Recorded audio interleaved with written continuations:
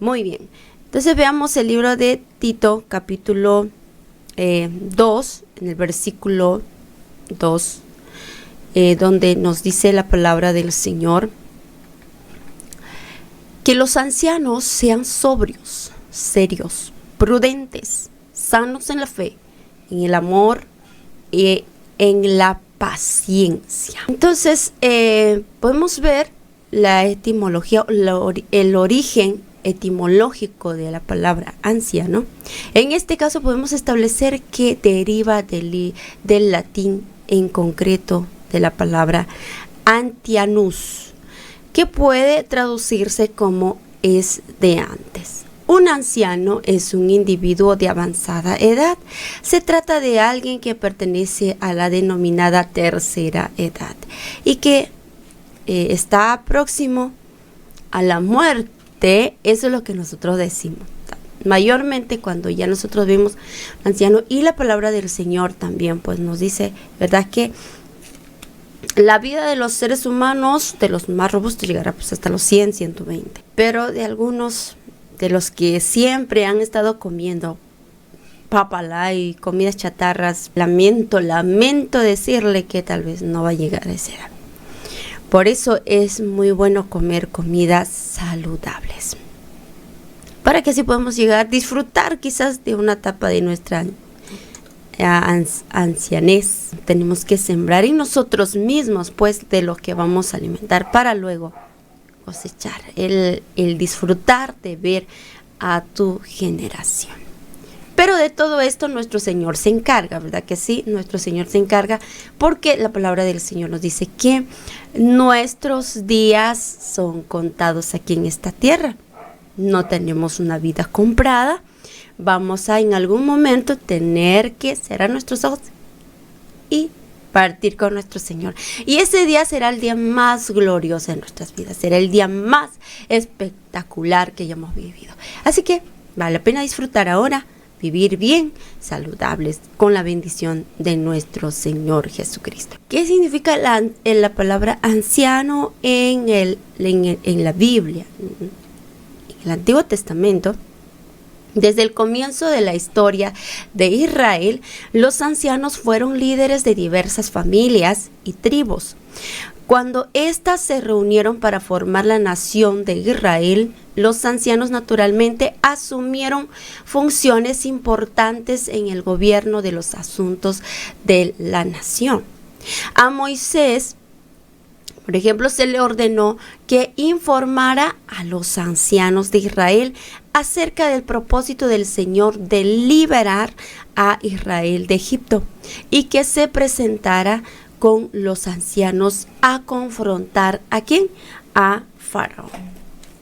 Podemos ver en la Biblia, en el libro de Éxodo, capítulo 3, en el versículo 16. Y tú anda y reúne a los ancianos de Israel y diles: el Señor, el Dios de sus antepasados, el Dios de Abraham, de Isaac y de Jacob, se me apareció y me dijo: yo he estado pendiente de ustedes. He visto cómo los ha maltratado en Egipto. La gente que inconversa, por así decirlo, que hace con el pueblo del Señor, muchas veces los humilla, los toman como fanáticos, como tontos, como que no valen, los menosprecian. Todo eso es visto por el Señor.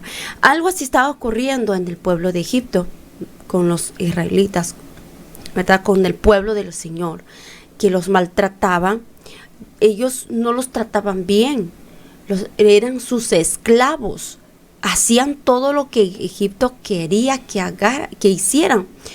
Pero el pueblo, la nación, recuerden ustedes, nosotros como pueblo del Señor hemos sido creados para su alabanza, para su adoración, pero ya no había tiempo, todo el tiempo estaban trabajando. Entonces ellos decían: Señor, queremos ser libres. Por eso Dios vio todo eso, y es ahí donde el Señor reúne a Moisés y le dice: pero Señor, ¿yo cómo voy a hablar? Y en el versículo 18 también dice: los ancianos de Israel te harán caso. Entonces ellos y tú se presentarán ante el rey de Egipto y le dirán: el Señor Dios de los hebreos ha venido a nuestro encuentro. Déjanos hacer un viaje de 3 días al desierto para ofrecer el sacrificio al Señor nuestro Dios. ¿A qué van a salir? A ofrecerle ofrenda, alabanza al Señor. Pero el pueblo de Egipto no quería. De manera similar, 70 ancianos participaron con Moisés en la comida del pacto en el Sinaí. Podemos ver también esto en el libro de Éxodo, capítulo 24, 9 al 11. A medida que la tarea de gobernar Israel creció en complejidad, parte de la carga fue transferida de Moisés a un concilio de 70 ancianos. Mira cuán importante eran los ancianos en aquellos tiempos. Entonces mi hermano, que usted ya está en esa edad, ¿verdad? De la tercera edad, nosotros le decimos, ¿verdad? Que es muy importante tu participación, ¿verdad? Tu testimonio. Tú eres muy importante en cuanto también al avance de la obra del Señor aquí en esta tierra. Durante el periodo de los jueces y de la monarquía, los ancianos tuvieron un lugar destacado en la vida política y judicial de Israel. Le exigieron a Samuel que nombrara a un rey. El pueblo, ¿verdad? Diciendo, no, hombre, queremos un rey. Y bueno, lo podemos encontrar en 1 Samuel, capítulo 8. Cumplieron una función decisiva para que David obtuviera y retuviera el trono. Y representaron al pueblo en la consagración del templo de Salomón. Mis amados hermanos, y en el Nuevo Testamento también en las iglesias judeo-cristianas primitivas, por lo menos en la iglesia en Jerusalén, la función del anciano siguió casi con seguridad el modelo de la sinagoga. Si bien hay pocos detalles específicos de la función de los ancianos en la iglesia de Jerusalén, aparentemente servían como concilio para la toma de decisiones. A menudo se los menciona en conjunto con los apóstoles y algunos pasajes dan la impresión de que estos y los ancianos de Jerusalén consideraban que poseían autoridad para tomar decisiones para toda la iglesia. Y podemos ver, en efecto, desde tiempos antiguos Moisés siempre ha tenido en cada ciudad quien lo predique y lo lea en la sinagoga todos los sábados. Entonces los apóstoles y los ancianos, de común acuerdo con toda la iglesia, decidieron escoger a algunos de ellos y enviarlos a Antioquía con Pablo y Bernabé. Bendito sea el nombre del Señor. Entonces podemos ver que el trabajo de los ancianos también estaba en marcha. Y por eso aquí en el libro de Timoteo, ¿verdad?, tenemos un encargo, una enseñanza en cuanto a cómo debemos ser los ancianos. O sea, los ancianos en edad y también pues un tiempo podemos ver que es un anciano maduro espiritualmente. No todavía vamos a esperar a llegar a tener 60, 70, 80 años para ser ancianos y recién ahí maturar. O sea, un anciano, dice la palabra, que tiene que ser personas que son sobrios. Entonces Tito era todavía joven a comparación de los ancianos. Entonces Tito tenía algunos ancianos entre los cristianos en Creta. Ellos tenían que ser abordados con amor y sabiduría, o podían ofenderse con facilidad al ser enseñados por un hombre más joven como Tito, en este caso, ¿verdad? Tito. ¿Y qué pasa hoy si tal vez nosotros nos paramos y Dios nos levanta a los jóvenes para poder hablar, enseñar?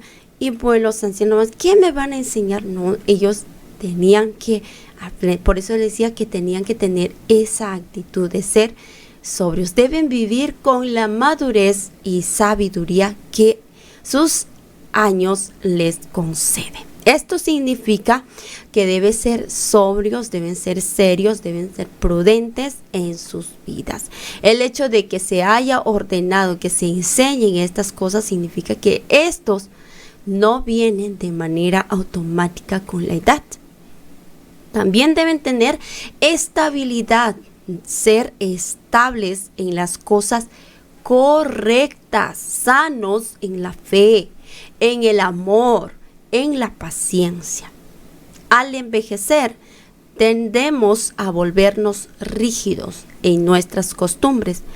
Esto es algo bueno si nos volvemos rígidos en fe, amor y paciencia. Y la palabra paciencia es la gran palabra del griego antiguo, upomone, que significa una resistencia firme y activa, una espera pasiva. No, los ancianos no deben solamente esperar pacientemente hasta que pase al otro mundo. Ellos deben activamente resistir los retos de la vida, incluso los desafíos de la vejez. Nos da, ¿verdad?, una recomendación a todos nosotros.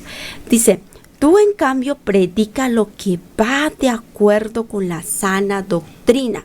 Le dice a Tito, ¿verdad? Tito está siendo encargado de que no se dejen llevar algunos, mis hermanos, ¿verdad? Como algunos ya que han pasado.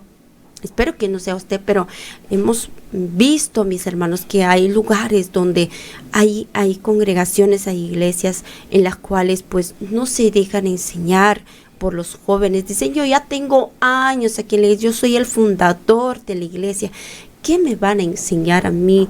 O sea, como que quieren enseñar a su manera, así se hace o así. Y peor aún, si no ha madurado en la fe, si no ha madurado espiritualmente, entonces va a querer que no se sujeten a la palabra del Señor y van a ser como manda órdenes de hombres, mas no del Señor. Pero qué lindo es cuando hay ancianos que respetan la sana doctrina, la palabra del Señor, y están firmes, ¿verdad? Siempre supervisando, viendo cómo va trabajando el nuevo líder o aquel joven muchacho que se ha levantado en la fe, diciéndole, ¿verdad?, dándoles recomendaciones, que así es como se lleva, que tiene que perseverar en la sana doctrina, que tiene que orar, que tiene que vigilar, que tiene que enseñar a la iglesia para que vivamos en santidad y vivamos en unidad, compartiendo el amor, compartiendo, ¿verdad?, la palabra. Eso es lo que nos enseña la palabra del Señor. Y eso es lo que muchas veces faltan en aquellas congregaciones. Pero nuestra oración es a que podemos levantarnos esa familia, ¿verdad?, y volvernos al Señor. Jóvenes, que si hoy nosotros, ¿verdad?, hacemos que nuestras raíces sean tan profundas, buscando del Señor, amando las cosas de Dios como debería de ser, entonces cuando llegamos a esa edad, a ya ser maduros espiritualmente, ¿verdad?, nunca nada ni nadie nos podrá cambiar, no podremos nosotros dejar las cosas que hemos aprendido de nuestro Señor. Debemos de mantenernos en la sana doctrina. Eso era el encargo, pues, de este autor, de Pablo, hacia Tito. Ya Pablo encargándole, diciendo: tienes que perseverar, Tito, tienes que seguir, no te dejes llevar por lo que te dicen, tú tienes que seguir la palabra del Señor. Pablo le dice a Tito: a los ancianos enséñales que sean moderados, respetables, santos e íntegros en la fe, en el amor y en la constancia. A los ancianos enséñales que sean reverentes en su conducta y no calumniadoras ni adictas al mucho vino. Deben enseñar lo bueno.